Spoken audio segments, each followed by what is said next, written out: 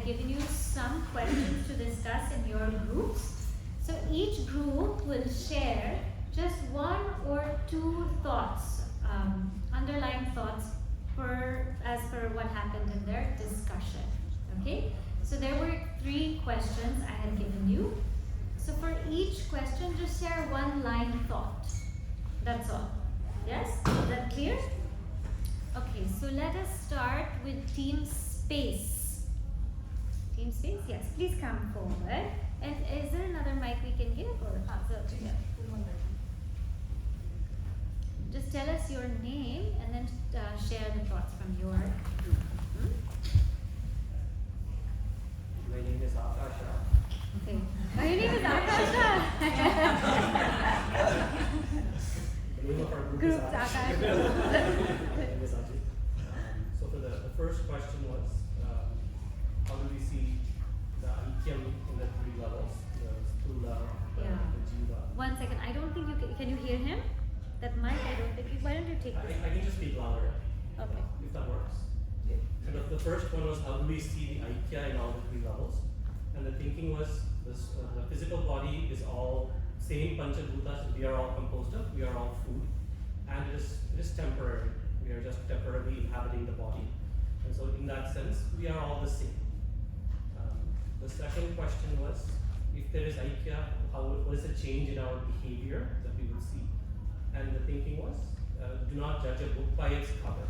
So even when Shankaracharya was going, don't look at the outwards, see what is inside, look for that unity that is there.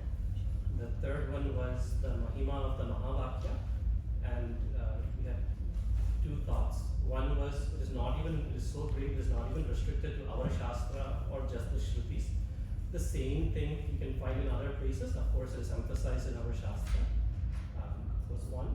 And the second being that it is the path which has been given to us by our own Guru Parampara. So what to say, its greatness is only more because it comes from Guru Parampara. Okay, thank you, Akashati. Next is Vayu.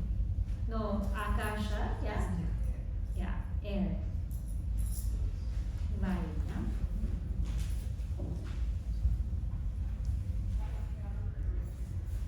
My name is Anand and I'm representing. Anandji, louder. That mic doesn't work. My name is Anand and I'm representing the AIR group. So on question 1, we discussed the same thing on food. It was pretty unanimous. Same for consciousness. We spent a little bit more time on discussing how we are all one at the Jiva level. We are the same. So maybe it will help to clarify a little bit what does Jiva mean in that question 1. On question 2, the main what happens when we start relating with oneness was we spoke about how our ego reduces, our acceptance increases, and the feeling of I reduces in practice. And then on the last one, the glory of the Mahavakya, the group felt like it's a great reminder. All the Mahavakyas are great reminders of the oneness within all of us. And then at the end, there was a discussion on one question that can we really eliminate our ego, right? And what does that mean in terms of, can we make progress if we were to be really egoless in how we live? So those were the main points of discussion and questions. Okay, that's a nice question. Yep, hold that thought for me and I'll come to that. All right, next one is Agni, fire.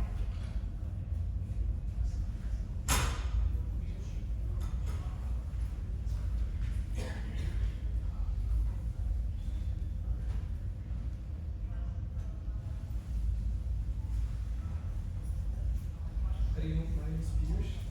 I'm just going to read out some of the notes that we made. So the first question proved to be toughest for us, especially distinguishing between jiva and consciousness. So we kind of stuck at defining jiva for a while, and I think we still don't get it. So it is great to know our gaps in understanding. The second one was what happens when we start relating to people's or we start with saying namaskar. So that was slightly consensus was there. We sort of thought it recognizes the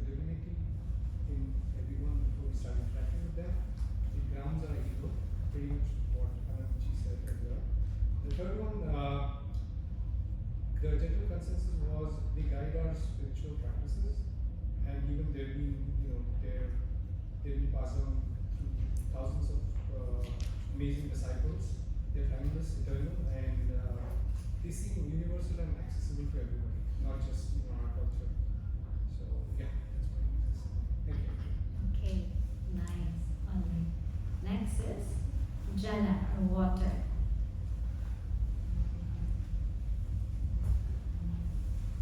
Hariom, my name is Anita. For the first question, I think at the body level and at the Chaitanya level, we were able to relate to how we are all one, and I think we did have more discussions on the Jiva level, how to say that we are one, and I think we resonated more with the example that you gave, where it's like the reflection, and if the reflections are all false, then we are all, underlying substratum is that Chaitanya, and we all appear as different jivas. So that was one way we discussed how we can see that we're all one. And we also took the example of gold and how the gold ornaments are all different, but the underlying is gold. And for the second question, how can we, if we start relating from that oneness, how would our interactions change? And I think it helps us center ourselves, and we felt that that will help us come up with the right thoughts and words and actions when we speak, and will reduce the amount of arguments, or will probably make us more understanding and accepting in any interaction. So we felt that centering ourselves would help us in every situation. And the glory of Mahavakyas, I think we all felt that they all act as inspirations for us to aspire and be more reflective. Whenever we get ourselves caught up in our situations, it's a great reminder to step back and get us back to that, starting from that oneness and then relating back to people. Okay, good. Now we have Prithvi or earth.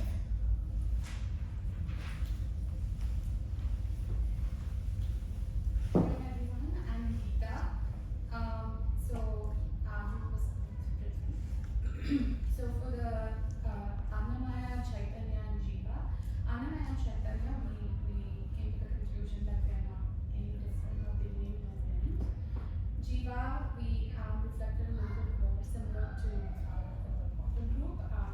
We said that it's primarily reflection is not real, and so that commonality is that it's fake across everything.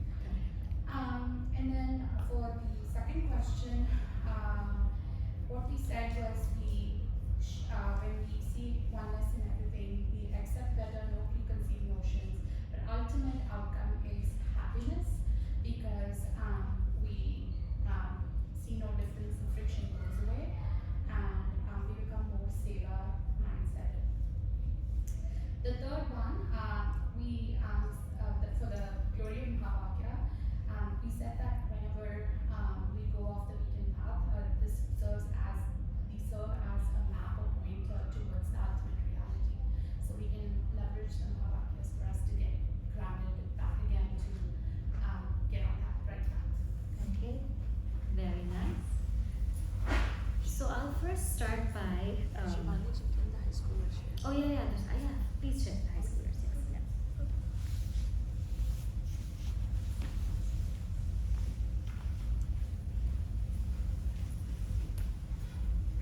How do you know? My name's Sid. My name's Pratham. My name is Adya. So for the first question, sorry.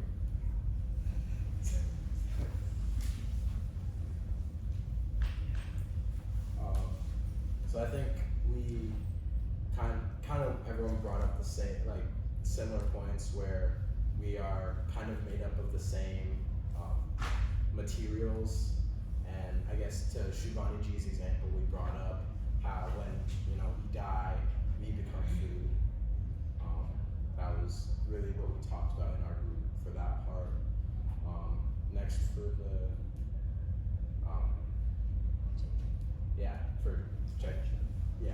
The consciousness. the consciousness. That's what it is. We were talking about how everyone's consciousness is the same, and how it's like Adya brought up the point of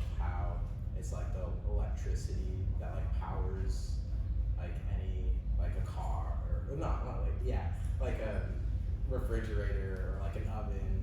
It's like all of the things are different, but the electricity is the same, which powers all of them. Yeah, and then also like the consciousness doesn't interact, but it facilitates everything. And like on like the base level, all of our like bodies, minds, and intellects are the same. But it's like the superficial surface differences are what we see. So that's why we perceive each other as being different when we're actually not. And then we talked about if we're all the same, why do we act different? So then Shivanaji explained to us that it's more about our like tendencies that make us act in different ways. But in the end, we are all the same. And then we also talked about the enlightened people. They've understood and acknowledged that we're the same. How come they still act different? It's because before they become enlightened, the habits that they have, they live forward with them once they become enlightened. Thank you. Very nice.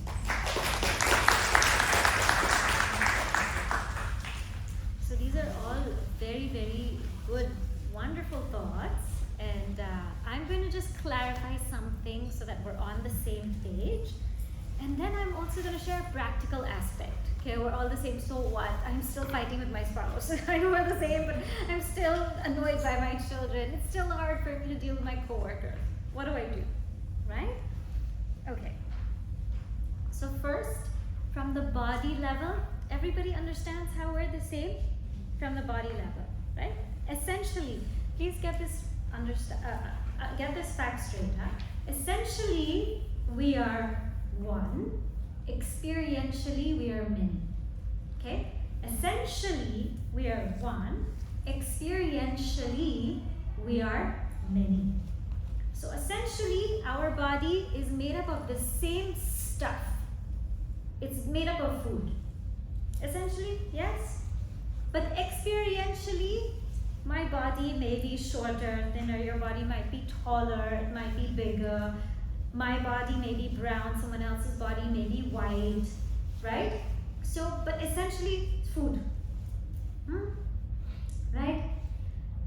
Now, essentially, consciousness is one. Right? Consciousness, what is consciousness? Consciousness, what we call Brahman, what we also call Atman, that which is beyond the body, beyond the mind, beyond the intellect, beyond the ego, that is called consciousness. That's called consciousness. So essentially, in that level, we are one. What do you mean?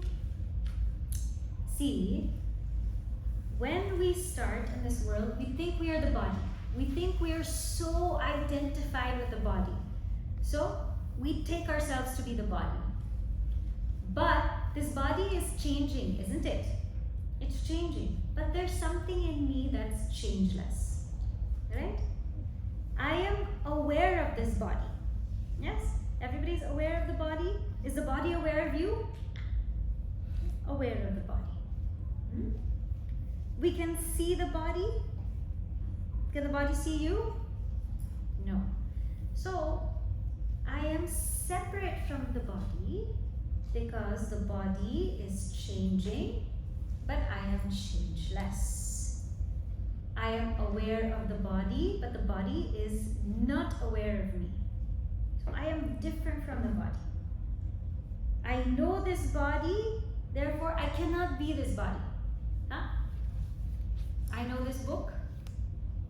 I'm holding this book. Am I this book? I know this body. Can I be this body? Different. I'm different from it, right? The mind keeps changing. So many different kinds of thoughts we have every day. So many different thoughts, up and down. But yet there's something in you that is aware of all the thoughts. Yes? Something in us that's aware of all the thoughts, something that's changeless. So thoughts are changing, there's something changeless. Are you aware of your thoughts or are your thoughts aware of you? Aware of your thoughts. Your thoughts don't know you, correct? So therefore, I am different from my mind. You understand? I am different from my thoughts because I am aware of my thoughts. You understand? My thoughts are changing, but I am changeless. Now let's come to the ego. Ego. Now, my ego instead of ego, what we call jiva, I want you to put your name there. So ego, what is ego? What is jiva? Shubhani. Finished. That's it. Easy to understand. What is ego? Shubhani. So your name, that is your ego. And that ego has been changing, is it not? How I was 5 years ago is different from how I am now. How I was yesterday is different from how I am now. So there is something changing, but there's something that witnesses all of the changes. Something changeless. You are aware of the changes, aren't you? Are you aware of your ego, or is your ego aware of you? You are aware of your ego, right? Your ego is not aware of, there's something that's aware of the ego. Your ego is not aware of who you truly are, but you are aware of the ego. That which is aware of the body, aware of the mind, aware of the ego, that is called consciousness. That's called Brahman. That's also called Atman. So that which is aware of the body, aware of the mind, aware of the ego, that's called consciousness. It's a changeless awareness. It doesn't change, it's changeless and it's awareness. So in the level of consciousness, we are all one. There's only one consciousness that is pervading all of us, like that electricity. That example that they gave, electricity. One consciousness is there, electricity. In an air conditioner, it's expressing as cold. Heater, it's expressing as heat. In a radio or a player, it's expressing as sound. So that consciousness is one essentially, but experientially it's expressing as a human, it's expressing as a tree, it's expressing even as this, as a floor, as a room, as a garden, as rain, but it is one consciousness. So at the level of the body, we are one. All of us are 5 elements. At the level of consciousness, we are one. We are one. It's one awareness. So I'm using the word awareness, consciousness. They mean the same thing. Now at the level of jiva, first of all, what is this jiva? So 2 levels are clear, right? At the level of jiva, as I said, jiva means ego, means army. In Gurudev's BMI chart, it means perceiver, feeler, thinker. This jiva is a false notion that I am Shubhani. You understand? So consciousness is on one side. My body's there, mind, intellect is there. Consciousness is illumining the body. So the body is functioning as it is. Consciousness is illumining the mind. So the mind is functioning as it is. Consciousness is illumining the intellect. The intellect is functioning as it is. It's functioning the way it is. When I take this consciousness and I take this body, mind and intellect and I put it together and I say, I am the body, I am the mind, I am the intellect, that's called ego. That's called jiva. Consciousness is functioning through the body, so let the body just do what it does. Consciousness is functioning through the mind, so the mind is doing what it does. Consciousness is functioning through the intellect, so the intellect is doing what it does. But when I own this all up, I am the body, I am the mind, I am the intellect, that's called ego or jiva. When I own that up. then that causes all of the problems. And this jiva, we say, it appears to be different. It appears to be different, right? Again, experientially, Shubhani is different from you, experientially.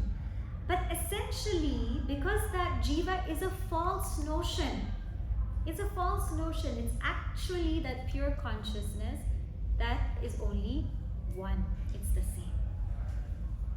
Yeah? So even at the jiva level, because the jiva is an illusion and it's nothing but the consciousness, the Atman, the Brahman, then even at that level we are one. Is this clear so far? Yeah? Okay, so we're we are one at the body level, we're one at the level of consciousness, and we are one at the level of jiva, because jiva is an illusory identity. And jiva is nothing but Brahman. So what does this have to do with my life? This is from Chandala to Adi Shankaracharya ji. They had the conversation. You guys figure it out. Why are you telling me all this? You're making me sit in this lecture and telling me all about jiva and this and that. I'm having too many issues going on in my life. What do you have to do with me? Huh? So now, as I said, when we operate from the vision of oneness, everything becomes easier. In the Bhagavad Gita, there's 9 relationships. 9 relationships given, and the one who is a realized being sees oneness in all of these relationships, but also knows how to act in each of these relationships. So I will give you the 9 and we'll analyze each one. Okay? First is called Suhrit. Suhrit means somebody who has a good heart. Suhrit. Mitra. Mitra means friend. Ari. Ari means enemy. Udasina. Udasina is somebody who is very detached. Somebody in our life very detached. Madhyasta. Somebody is always trying to make peace between two sides. Dveshya. Somebody who dislikes us. Bandhu, our relative.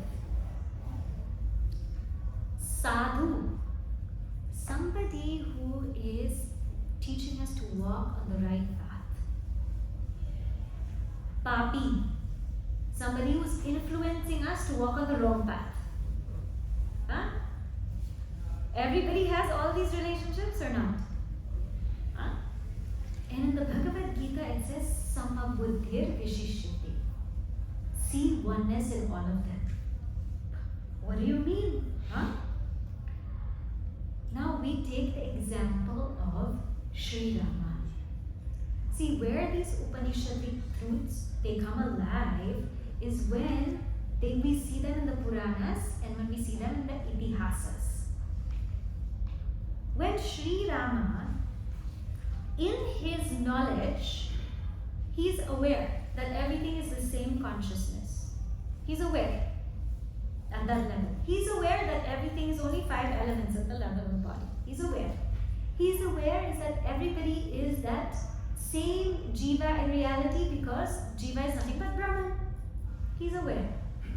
But when he had these 9 relationships in his life, although he had the vision of oneness, his action was of dharma. So vision is of Brahma, action is of dharma. This is what we must understand. It's not vision is of Brahma and action is of Brahma. Because Brahman is not for transactional life. Pure consciousness, we cannot transact with it. Vision is Brahma, action is dharma. So first we start with the first relationship, Suhrit. Now give me somebody in Sri Rama's life who had a good heart. Who's someone who had a good heart in Sri Rama's life? Hanuman. We can say Hanumanji. We can say Hanumanji, we can say say Lakshmanaji, we can take Jatayu, so many, right? So let us say we take Hanuman as a first everyday Hanuman. Huh? So how did he treat Hanumanji? He loved Hanumanji to the core. Huh? He said, you are as dear to me as my brother Bharat. Bharata, you are as dear to me as my brother Bharata. And Hanumanji also loved Sri Ram. So literally there's that picture of that hug. Huh? So he treated Hanumanji with such love, such acceptance, and Hanumanji also served him. Gave his whole life for Sri Ram. Surya. Mitra, who was a friend of Sri Rama? Sugriva. Remember, Sugriva wanted to make friends with Sri Rama because he needed help with Bali. Yeah? So they had an agreement that Sri Rama said, I'll help you with Bali, but you please also help me to find Sita Devi. And they made friends. And when they made friends, Sri Rama understood that who is a good friend? A good friend, and this comes in Ramayana, is the one who sees their problems as sand, but their friends' problems as a mountain, as a tall mountain. That's a good friend. Sometimes what we try to do with our problems is our friend said, I have this issue. Oh, that's nothing, I have this issue. No, that's not a good friend. Sri Rama didn't do that. Huh? We try to outdo each other on issues. You have this, I have this sickness. You don't know what I went through. And your friend is pouring out their heart to you. So Sri Rama says a good friend is one who sees their problems as sand, but their friend's problem is mountain. Sri Rama has lost Sita Devi. He sees his pain as sand, but Sugriva's problems he sees it as a mountain. And so he promises to help Sugriva. But when Sugriva, he said that he would help Sita Devi, and after the rainy season finished and he got lost in his pleasure, what do you think Sri Rama did? Did he sit there? He said, Lakshmana, you go tell him to remember his promise to me. Otherwise, what's going to happen. And Lakshmana went there. And Sugriva got up right away and he had to get all the monkeys together to find Sita Devi. Huh? So he's not somebody you can take advantage of. Sri Rama is not someone you can take advantage of. He has a vision of oneness, but he treats everybody how they should be treated. And as I said, as a friend, he gave everything. But if you do something to mess that up, he will stand up for it. He will. Suhrit, Mitra. Who's the third relationship? Ari. Not that Sri Rama wanted enemies, but other people felt inimical towards him. Who was that? Ravana. Right? Ravana was there. And now Sri Rama didn't say, Sarvam Khalvidam Brahma, why fight? He did not say that. Not say that. But he never fought with hatred. He fought to uphold dharma. His fight was not revenge, I'm angry, I'm mad, you hurt me so much. His fight was never personal, and that's the difference. With you and I, we take everything personally. His fight was, I'm doing this to uphold dharma. And this is why I'm fighting. And do you know, in one of the Ramayanas, when he started fighting with Ravana got tired. And Sri Rama said, Ravana, you tired? Shall we start again fighting tomorrow? Ravana said, no way! How dare you insult me? So Sri Rama, he fought. He did not go out and say, Sarvam Khalvinam Brahma, I'm not going to fight with you. He fought with his enemy. And note that he did not have enmity towards Ravana, but Ravana had that enmity towards him. He did not have that. He did not have that feeling. Now, fourth relationship. Udasina. Somebody in Sri Rama's life was very far removed. Very detached. Who was that? Sumitra? Yeah, we can say Sumitra. Udas, Sumitra. Now you see here the beauty of Sumitra. Lakshman wants to go to forest with Sri Rama and Sita. He wants to go. So Sri Rama said, why do you want to come? Only I was sent. Now why you all want to come? He said, I want to come. So Sri Rama said, you please ask your mom, Sumitra. You ask her. What did she say?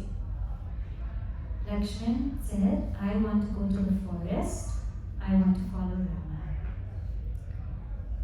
Sumitra said, from now on, Sri Rama is your father.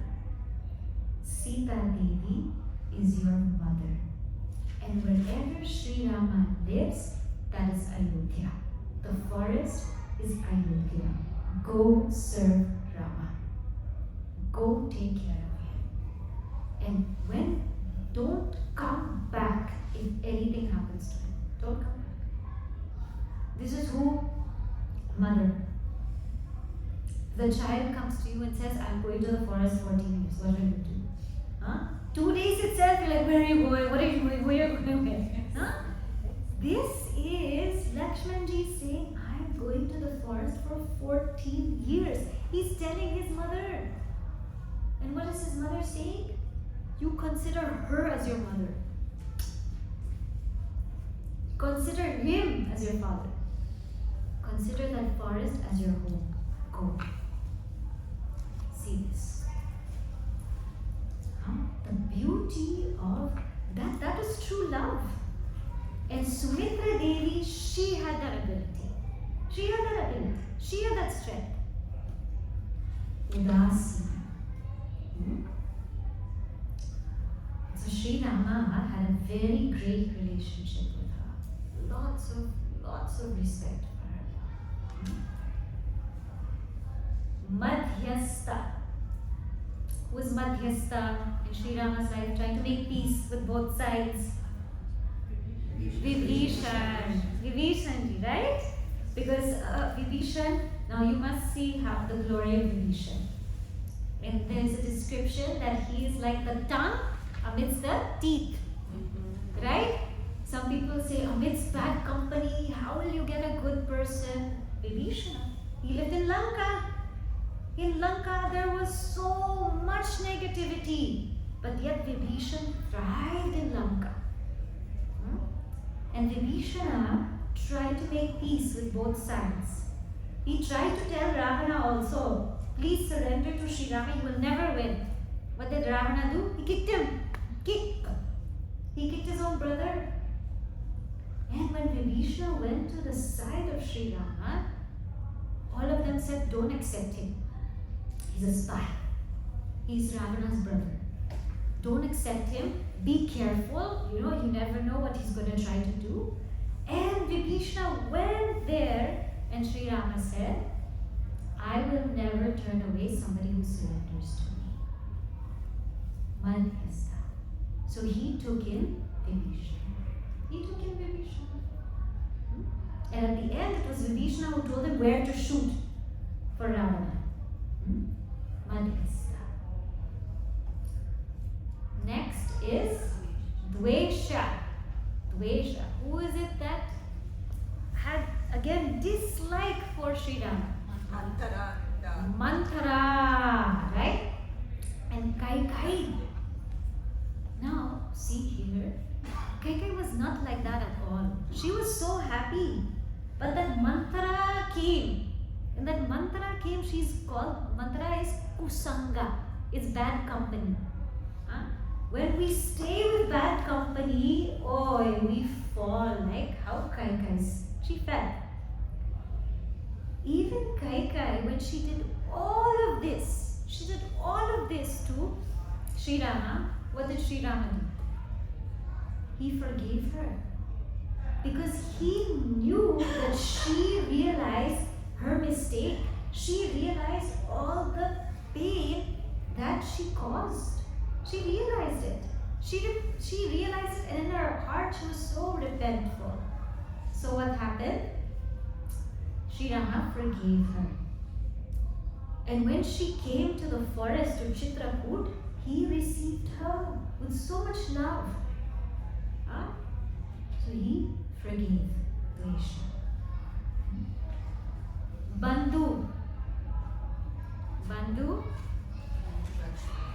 Lakshmana or Bharata, how much he loved them. Huh? How much he loved them.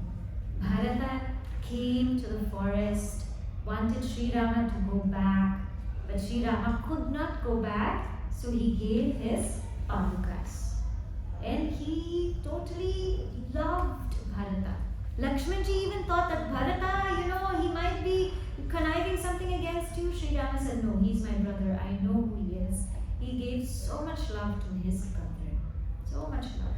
And even at the end, before Sri Rama went back to Ayodhya after the entire exile, he sent Hanumanji, go to Bharata, find out if Bharata is happy or not. If he is happy ruling Ayodhya, if he found his peace, I'm not coming back to Ayodhya. Let him be fine.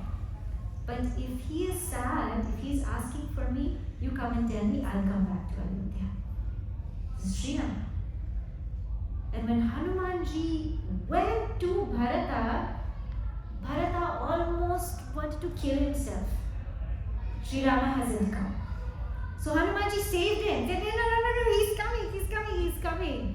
And Hanumanji went back and said, Bharata loves you, he misses you, and all he wants is you to come back to Ayodhya. That's only when Sri Rama came back. So, Bandhu. Sadhu, Vasishta Rishi, Vishwamitra. And how did he treat them? He didn't say, okay, Guru Shishya, we are one. You taught me, Tattvamasi. He didn't do all of that. Huh? When he came back to Ayodhya, who was the first person he greeted? He greeted all the rishis first. He greeted Guru first. Because he knows everything is only possible through Guru's grace. He knows that.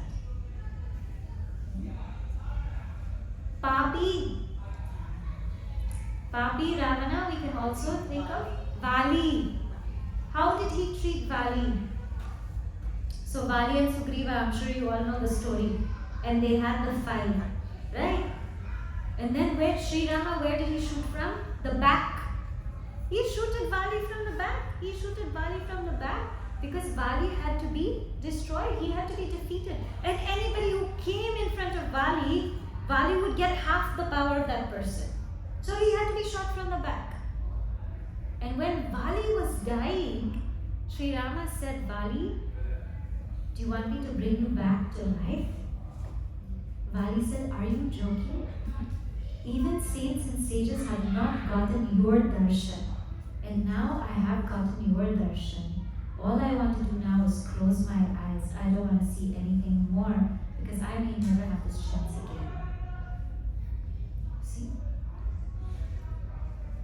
So this is somebody who had the knowledge of truth, the vision of oneness, but acted in dharma in all 9 relations. Right? This is what Advaita teaches us.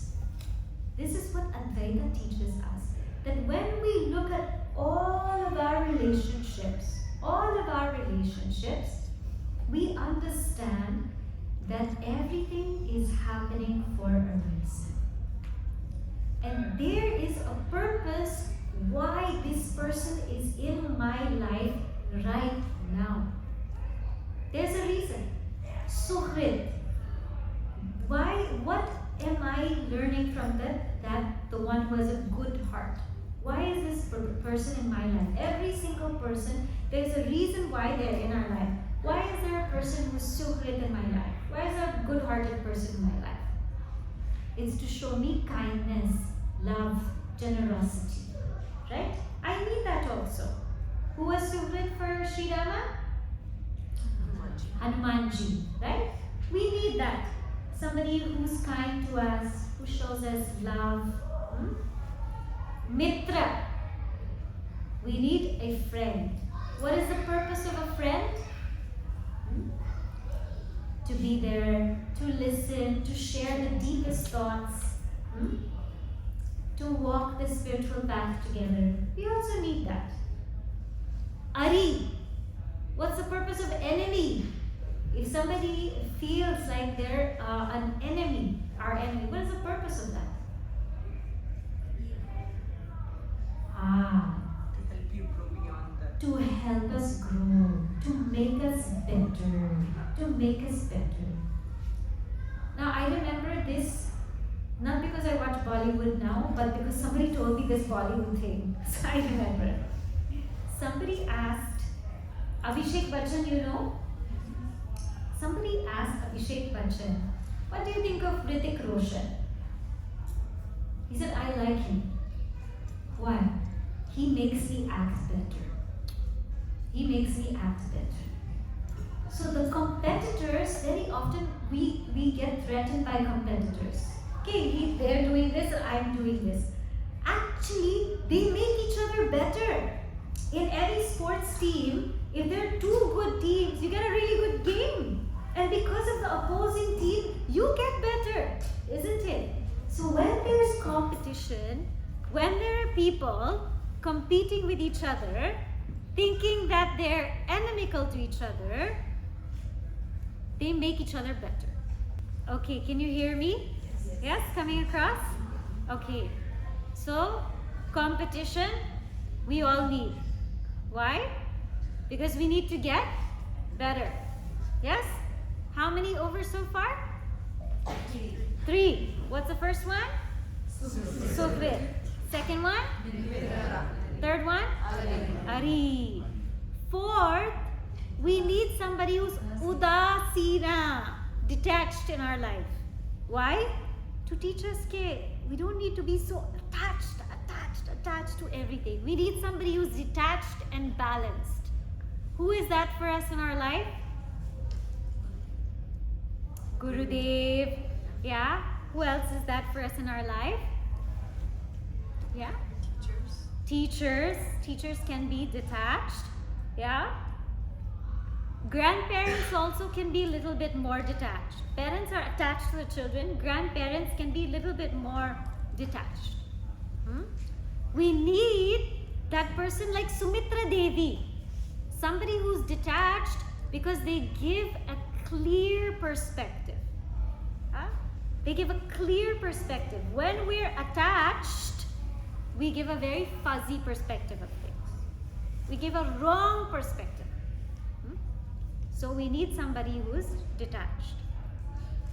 What's the next one? Madhyastha. That we need. Sometimes we have conflict between two sides. We need that person to, hey, can you talk to him? Please talk, please talk. You know, like parents, it happens with the parents also, right? When you're trying to tell something with your child, the first maybe the mother tries, it doesn't work, she tells, you talk now, you talk. Or sometimes the father talks and then it doesn't work, he says, you talk, you talk. But sometimes it will be the father and the child trying to tell the mother. So one first will go tell and then he'll tell, no, you tell. Right? So we need somebody who is able to do that, to go to both sides. Go to both sides, or two people to go to the other side to make peace. Madhyastha. Always creating peace. Sometimes we don't have that ability. Dvesha. Somebody who doesn't like us. That's also very good. That's also very good if somebody doesn't like us. Why? It's ego bashing, na. And at least if there's something wrong with us, then it forces us to look within. Yes, maybe there's something wrong with me. Maybe there's something I should fix. So it gives us a chance to improve. That if this person doesn't like me, great. What can I do to become better? How can I improve? Bandhu, relatives. That's very important to give us comfort, warmth. Yeah. Right? You said something? Moral support. Very good. Yeah. So we need that. Sadhu. We need the path of sadhus or saints and sages to know how to walk. We need. So that we need to know how to walk in life. Papi. We also need people who are they make quite a ruckus. Because we need to know how not to walk. Huh? That's sometimes more important. Okay, the gurus and sadhus, they walk this way. I'm not able to clearly see. But when you see somebody who's walking the other way, oh, I get it now. I get it. Right? So the papi in our life is also as important as the sadhu. Believe it or not. Believe it or not, they are important. So when I live life with the vision of oneness, understanding, yes, there is one reality in everything. There's absolutely one reality in everything, but at the action level, I perform my dharma. I treat everybody how they should be treated, with gratitude that this person is in my life for a reason. They could be somebody who dislikes me. They could be somebody who's going on the complete wrong path. They could be somebody who likes me. They could be somebody who's really detached. But they are in my life for a great reason. And when I am able to see that they're in my life to teach me something, to help me grow, then I absolutely have no problem. I become accommodative. I become accepting. And I also become peaceful. Nobody anymore is trying to erase. I want to erase that person from this life. I want to erase that. No, accept. This person is there, and this person is there to teach me a lesson. This is the application of it. So there is no issue with anybody. As long as we see how we can evolve and grow with that person, there's no issue. The moment we lose sight of that, all issues will come alive. Clear? Yeah? Yeah. What about husband, where the husband comes? It's a very good question. So she asked, okay, just what about husband? Right. Spouse. So I will make it spouse, because husbands will also ask, what about the wife? Now you see why I gave you all 9, because spouses can take all 9. It's true. Sometimes they can be really detached. Yeah, you go do what you want. Sometimes they can be completely on the path with you. Yes, let's do this together. Sometimes you're totally on opposite ends. You can't see eye to eye. Correct? But at all times, understand and look at your spouse as a teacher. I explained yesterday in the Devi Satsang, marriage is of Shiva and Shakti. There are qualities that the wife has to learn from the husband, but there are qualities also the husband has to learn from the wife. See your spouse as a great teacher. They are teaching you something which you are missing and lacking, and that's why they are your spouse. See your children as great teachers. They will point out everything. Children also can be all like, they will point out everything. But mom, but dad, but mom, but dad. See them as great teachers. Then you will never have any issue. Okay. One more important thing is, when a decision has to be made in a family, do not make it about what you want and what I want. Always make it about what is the best decision to make for everybody to grow and evolve. This should be your underlying vision. Not, okay, well, I want to do this, but you want to do that, then what should we do? No, it's not about what I want, it's not about what you want. It's about what is the best decision we should make for this family to grow and this family to evolve. That's the decision you take. I want my child to do this, but you want the child to do this. What is the best way the child will grow? Are you answering that question? So at all levels, we have have to let go of our individual likes and dislikes. We have to let go of our individuality. All levels. At the organization, this person wants to do this and that person wants to do that. What is the vision of the program? What is the vision of how things should be? Address that. That will make everything seamless. Whenever we focus on likes, dislikes, our wants, our needs, things don't work well and harmoniously with others. Clear? Yeah. Many times I feel that in a family or in an organization, we each bring what we think is best, even sometimes keeping the bigger vision in mind, but we think differently, and that kind of creates conflicts. Right. So you always have to go back to the vision and start from there. Don't start from I think this is best. That's the wrong place to start from. The place to start from is what is required. Do you understand? I think I can bring this, I think I can bring that, I can think I can bring this. Okay, everybody can bring, but what if it's not required? Nobody needs it. What will you do with it? Start always from what is required. Right now, these are the things that are required. Who and how can we fulfill that? Get that individual thinking out of there. Huh? It is not your vision. It is the vision of totality. The vision of totality. Because when we look, it's only division. When we look, it's only division. But when we keep our mind on the highest, it will always be the vision of totality. Always be. Yeah?